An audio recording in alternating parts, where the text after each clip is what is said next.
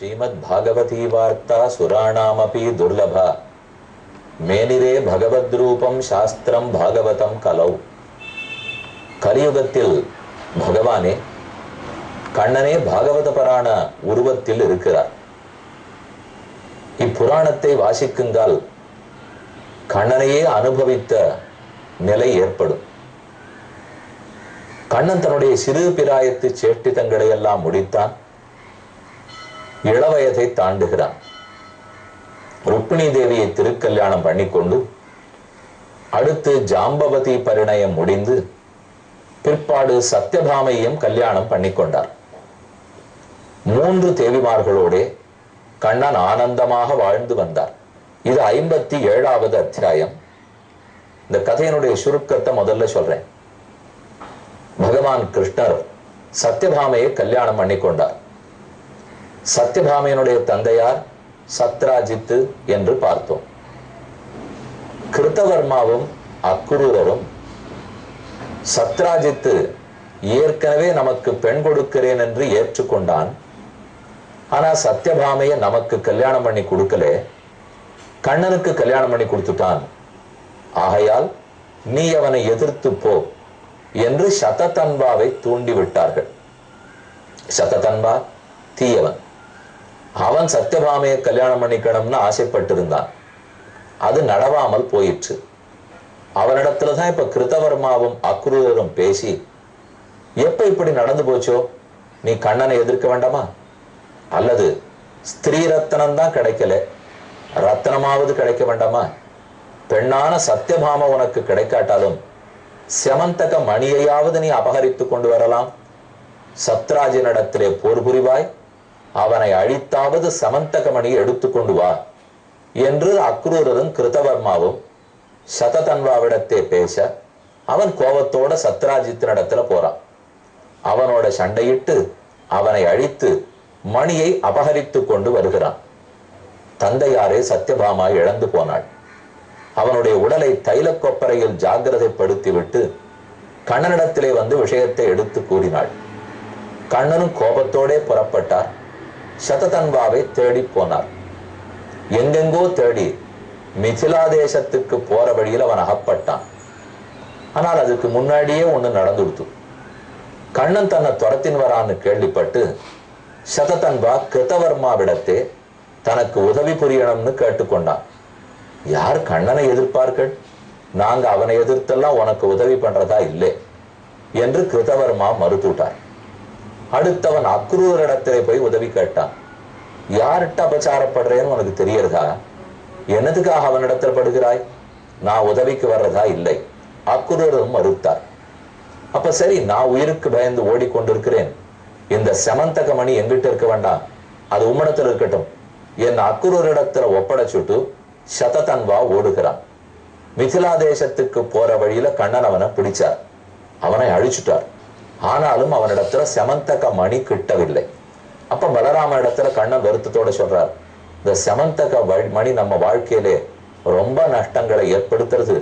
கடைசியில் இவனை கொன்று பார்த்த செமந்தக மணி கிடைக்கவில்லை, இது எங்கதான் போயிற்றோ என்று வருத்தத்தோடே சொல்லிக் கொண்டார். அனைத்தும் அறிந்தவராக இருந்தாலும் அறியாதவன் போல் மனிதர்களுக்குள்ள மனிதனாக கண்ணன் நடந்து கொண்டு வந்தார். திரும்ப ஊருக்கு வந்துட்டார். துவாரகையில இருக்கிற அக்ரூருக்கும் கிருத்தவர்மாவுக்கும் கண்ணன் எங்கேயானு நம்ம தப்பா நினைச்சுக்க போறாரே, சததன்வா எப்படியும் அழியட்டும்ங்கிறதுக்காகத்தான் நாம தூண்டி விட்டோம். ஆனா கண்ணன் என்னோ அவனை விரோதித்து அவன் மாமனாரை கொல்றதுக்கு நாம தான் தூண்டி விட்டுட்டோம் என்று நினைச்சோட போறாரே என்று தாங்களாக நினைத்து கொண்டு ஊரை விட்டே வெளியேறினார்கள். அவர் ஊரை விட்டு போகவே அக்ரூரோட செமந்தக மணியும் வெளியேறித்து. அக்ரூரோ பரம பாகவதர், அவரும் ஊரை விட்டு போயிட்டார். ஊருக்கே நன்மை பண்ணக்கூடிய செமந்தக மணியும் வெளியேறிற்று. அதனால ஊரில் அபசகுணங்கள் எல்லாம் தோன்ற ஆரம்பித்தன. ஊருக்கு நஷ்டம் ஏற்பட்டுடுத்து, பஞ்சம் வர ஆரம்பிச்சது. மக்கள் எல்லாருக்கும் கவலை, எதனாலேன்னுட்டு. அப்பதான் கண்ணன் அக்ரூரை அழைத்து வர செய்தார். அக்ரூரரே, நீ போனதும் தெரியும், உம்மிடத்துல மணி இருக்கிறதும் தெரியும், அதனாலதான் இந்த மாதிரி நடந்துடுத்து, திரும்ப வாரும் என்று அழைத்தார். அக்ரூரர் திரும்ப வந்தார். கண்ணனிடத்துல மணியை கொடுத்தார். அப்பவும் கண்ணன் வாங்க மறுத்துட்டார். அது நல்லவர் நீர், அதனால சமந்தகமணி உம்மிடத்திலேயே இருக்கட்டும் அப்படின்னு சொல்லி அக்ரூர் இடத்துல கொடுத்துட்டார். இதான் இந்த கதை. கதையை இப்ப சுருக்கமா சொல்லிட்டேன். மேற்கொண்டு இப்ப நாம வாசி பார்ப்போம். 57வது அத்தியாயம். பாண்டவர்களுடைய நிலையை தெரிந்து கொள்வதற்காக கண்ணனே ஹஸ்தினாபுரத்துக்கு போகிறார். ஆனா லாட்சாகிரகத்தில் அரக்கு மாளிகையில் பாண்டவர்கள் இறக்கவில்லை, தப்பிச்சுட்டார்கள்னு கண்ணனுக்கு தெரியும். ஆனா அந்த செய்தி இன்னும் கௌரவர்களுக்கு ஹஸ்தினாபுரத்துல போல. இவா எப்படி அழுதுன்னு இருக்காளா சிரிச்சுட்டு இருக்காளா பார்ப்போம் அப்படிங்கிறதுக்காக கண்ணன் அந்த ஊரை நோக்கி போறார். விஜ்ஞாதார்த்தோபி கோவிந்தா தக்தான் ஆகரண்ய பாண்டவான் குந்தீஞ்ச குல்ய கரணே சஹராமோ யயௌ குருன்னு பீஷ்மம் கிருபம் ச விதுரம் காந்தாரீம் துரோணமேவச்ச துல்லிய துக்கௌச்ச சங்கம்ய ஹா கஷ்டமிதி ஹோச்சதுகு. கண்ணன் ஹஸ்தினாபுரத்துக்கு போய் அங்க இருக்கிற எல்லாரிடத்திலையும் விசாரித்தார். அரக்கு மாளிகையில் என்னாச்சு, பாண்டவர்களுக்கு என்னாச்சுன்னா அதான் விதுரர் அவர் நன்னா ரொம்ப ஆச்சரியமா திட்டமிட்டு விதுரர் பாண்டவர்களை எல்லாம் காப்பாத்தி கொடுத்துட்டார். நம்ம கேள்விப்பட்டிருக்கோம். ஒரு எலிய போல அனுப்பிச்சார், அவனுக்கு வேண்டியவனை கூட அனுப்பிச்சு விட்டார். தர்மபுத்திரன் தெரிஞ்சு விட்டான். அந்த வல போன வழியிலேயே போய் அரக்கு மாளிகையில இருந்து தப்பிச்சுட்டாருன்னு நம்ம கதை கேள்விப்பட்டிருக்கோம் இல்லையோ. அது கண்ணனுக்கு தெரியும், ஆனா இங்க இருக்கிறவாளுக்கு தெரியாது. அதனால கண்ணன் வேணும்னு வந்து விசாரிக்கிறார். என்ன ஆச்சுன்னா எல்லாம் துக்கத்தோட அழறாளாம்.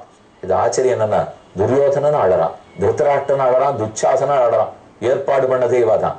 ஆனா இவர்கள் கொல்றதுக்கு ஏற்பாடு பண்ணிட்டு அழுதா லப்வைத ரந்தரம் ராஜன் சததன்வான் அமூச்சுதுகு அக்ரூர கிருதவர்மானவ் மணிகி கஸ்மான்ன கிரஹ்யதே. இது ஒரு பக்கத்துல இருக்க. அப்ப அக்ரூரர் சததன்மாவிடத்துல பேசுறார். கிருத்தவர்மாவும் சததன்மாவிடத்துல பேசி எப்படியுமே சத்யபாமையை கல்யாணம் பண்ணி கொடுக்குறேன்னு சொல்லிட்டு உனக்கு பண்ணி கொடுக்கல, இழந்து போனாய், மணியையாவது நீ அபகரித்து வா சொல்லி அனுப்பிச்சு விட்டா. ஏவம் பின்னமதிஸ்தாபியாம் சத்ராஜிதம் அசத்தமஹ சயானம் அவதீன் லோபாத் ச பாபஹ க்ஷீண ஜீவிதஹ ஸ்திரீணாம் விக்ரோஷமானானாம் கிரந்தந்தீனாம் அநாதவத் ஹத்வா பசுன் சௌனிக வன்மணி மாதாய ஜக்மிவான். ஒரு பசு அடித்து கொல்லுமா போலே சத்ராஜித்த சததன்வா கொன்னுட்டு மணியை அபகரித்து கொண்டு வந்தான். சத்யபாமை தந்தை இழந்ததை கண்டு பெரும் துக்கத்துக்கு ஆனாள். இப்படி சோபி கிருஷ்ணோத்யமம் ஞாத்வா பீதா பிராணபரீப்சையா சாஹாயே கிருத்தவர்மானம் அயாச்சத அப்ரவீத். நேர சத்யபாம கண்ணனிடத்துல ஓடி வந்தா. அவரானா பாண்டவர்களுக்கு என்ன நடந்திருக்கு, அவ சௌக்கியமா இருக்காளான்னு கேட்கறதுக்காக போயிருக்கா. சத்யபாம நினைக்கிறார், இவனுக்கு தான் பாண்டவர்களிடத்துல எத்தனை ஆசை, நாம் நம் தகப்பனார இழந்தோமேங்கிறதுக்காக வந்திருக்கோம். ஆனா இவரானா பாண்டவர்களை விசாரிக்க போயிருக்கார். சட்டுன்னு கோவம் வரணும் இல்லையோ, அவளுக்கு வரல. கண்ணனுக்கு எப்பவுமே பக்தர்களிடத்துலதான் ஆசை அதிகம். எப்போதும் பாண்டவர்கள், அதுலயும் முக்கியமா அர்ஜுனன். அவனிடத்துல எவ்வளவு தீராத ஆசை. அர்ஜுனன் எத்தனை தவறுகளை செய்தாலும் விடாம கண்ணன் உபதேசிக்கிறார். 10வது அத்தியாயம் பிரசங்காத்து சொல்றேன். பூய ஏவ மகாபாகோ ஸ்ருணுமே பரமம் வச்சா எத்தேகம் பிரியமானாய வக்ஷ்யாமி ஹித காமியா. உன்னிடத்துல எனக்கு ரொம்ப பிரீத்தி ஆசை உண்டு அர்ஜுனா. நீ நன்னா இருக்கணும்னு விருப்பப்படுறவன், நீயோ என்கிட்ட பொறாமையே இல்லாதவன். ஆகையால் தான் மேல மேல உனக்கு அர்த்தங்களை சொல்றேன். உன் வாழ்க்கையில சத்துவகுணத்தை வளர்த்துக்கோ, நான் சொன்னபடி வாழ்ந்துக்கோ, அப்பதான் உனக்கு நல்லா இருக்கும். இத்தனைக்கும் அர்ஜுனன் ரொம்ப ஒண்ணும் கேள்விகள் கேட்கவே இல்லை. ஆரம்பத்துல எனக்கு சந்தேகமா இருக்கே, எது தர்மம் எது அதர்மம்னு புரியலையே, கொல்லணுமா வேண்டாமா தெரியலையே, கொல்றதும் கர்மயோகம்னு புரியுறது, கொன்னா பாப்பம் வந்துடாதா, குழம்பி போயிருக்கேன். இவ்வளவுதான் அர்ஜுனன் கேட்டது. 700 ஸ்லோகங்கள் சொல்லுன்னா அவர் கேட்கவே இல்லை. ஆனா இத்தனை தூரம் சொல்லிட்டு இருக்காரு. என்ன, பார்த்தனிடத்தில் கண்ணனுக்கு இருந்த ஆசை. அதைத்தான் இங்கேயும் பாக்குறோம். இப்போ ஒரு திவ்யதேச சோழ நாட்டு திவ்யதேசத்திலே திரு பார்த்தன் பள்ளி. பார்த்தன் அர்ஜுனன். பார்த்தனுக்கு என்ன அழகான ஊர். பள்ளின்னு சொன்னால் இப்ப மகேந்திர பள்ளி, பார்த்தன் பள்ளி அப்படின்னு ஊர் இருக்கும் இல்லையோ. பள்ளின்னு சொன்னா ஊர் அல்லது திருத்தலம் என்று கொள்ளலாம். பார்த்தன் பள்ளி பாடுவாளேன்னு திருவங்கியாழ்வாருடைய 10 பாசுரங்கள். பெருமான் அமர்ந்த திருக்கோலத்தில் ரொம்ப ஆச்சரியமா சேவை சாதிக்கிறார். இன்னைக்கெல்லாம் கண் வாங்காமல் வைத்த கண்ணை எடுக்காம இந்த பெருமாளை நாம சேவித்து கொண்டே இருக்கலாம். அந்த பக்கம் போய் சேவிச்சோம்னா தாயார் அற்புதமான திருக்கோலம், பெருமாள் தாயார், உபயநாச்சிமார்கள், இவர்களையெல்லாம் சேவித்து கொண்டால் பார்த்தன் பேர்லயே இருக்கிற ஊரொல்லியோ பிரதட்சணம் வரும்போது பிராகாரத்திலே அர்ஜுனனும் கண்ணனும் அழகுற விளங்குகிறார்கள். அர்ஜுனனுக்குன்னே சிறு விக்கிரகம், ஒரு சின்ன இடத்துல சின்ன சன்னதி, அதற்குள்ள அர்ஜுனனுக்கும் சன்னதி, பக்கத்திலே இவர் இருந்து அனுகிரகம் பண்ணிருக்கா போல உபதேசம் பண்ணுகிறா போலே. அதனால பார்த்தன் பள்ளியை பார்த்தாலே பார்த்தனிடத்துல எத்தனை ஆசைன்னு தெரிஞ்சு விடலாம். பாண்டவர்கள் மொத்த பேரிடத்துல ஆசைதான். தொண்ட நாட்டு திருத்தலமான திருப்பாடகம். அங்க வந்தோம்னால் உயர்ந்த பெருமாள், எவ்வளவு ஆச்சரியமா பாண்டவதூத பெருமாள் அமர்ந்த திருக்கோலத்தில் 25 அடி ஒசரம் மூலமூர்த்தியை கண் கொண்டுதான் நாம சேவிச்சிடோம். கண்டிப்பா புகைப்படம் மூலம் சேவிச்சிட முடியாது. சித்திரம் எழுதி வச்சிருக்கா. அந்த பெருமாளுடைய திருப்பரியட்டம், அவர் அமர்ந்த திருக்கோலத்துல ஆடை அணிஞ்சிட்டு இருக்காரு இல்லையோ, அந்த ஆடையில என்ன வேலைப்பாடு! அந்த ஒன்னொண்ணுமே கல் ஆடை, கல்லாலேயே வேயப்பட்ட ஆடை. அப்படி அவ்வளவு மைன்யூட்டா ஒர்க் பண்றதுங்கிற இல்லையோ, என்ன ஒர்க்மேன்ஷிப்னு அப்ப பார்த்துட்டா தெரிஞ்சுக்கலாம். எப்பேற்பட்ட கவிஞர்கள் எல்லாம் பாடிப்பா, எப்படிப்பட்ட சிற்பிகள் ஆசைப்பட்டு பண்ணிருப்பா. பாண்டவ தூதனாகவே அன்று பாண்டவர்களுக்காக தூது நடந்த எம்பெருமான் பாண்டவ தூதனாய் நின்னதெந்த ஊரகத்து இருந்ததெந்த பாடகத்து அன்னு வெக்கனை கிடந்தது எண்ணிலாத முன்னெல்லாம் அன்னு நான் பிறந்திலேன் பிறந்தபின் மறந்திலேன் நின்னதும் இருந்ததும் கிடந்ததும் என் நெஞ்சுளே. என்ன இருந்தது கிடந்தது நடந்தது நின்றது எல்லாத்தையும் திருமழிசையாழ்வார் பாடுறார்.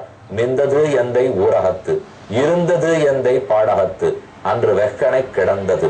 திருவெக்காவிலே கிடந்தான், ஊரகத்திலே நின்றான், பாடகத்திலே அமர்ந்தான். அமர்ந்த பாடகத்து பெருமாளார் பாண்டவ தூதன். பாண்டவர்களிடத்துல அத்தனை விருப்பம். அவரானா பாண்டவர்களிடத்துல பேசிட்டு இருக்கார்.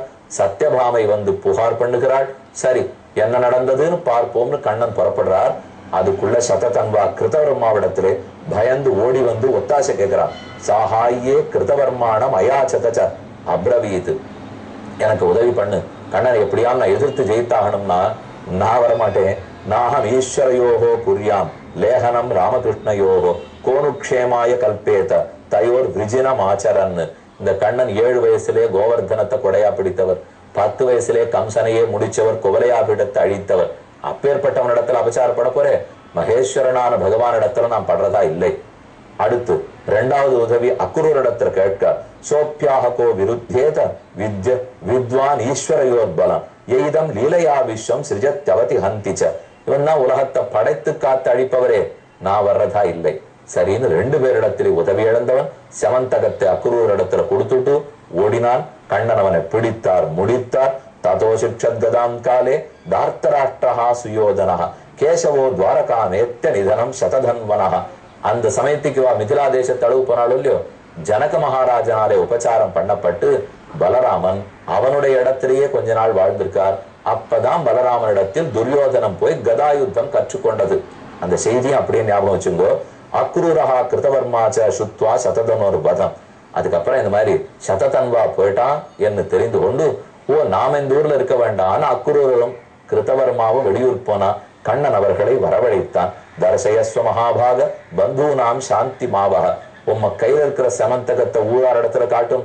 இன்னமும் நான் தான் உன்னை வெளியேற்றிட்டேன்னும் மறுபடியும் நான் தான் செமந்தகத்தை திருடினுட்டேன்னு ஊரா பேசுறார்.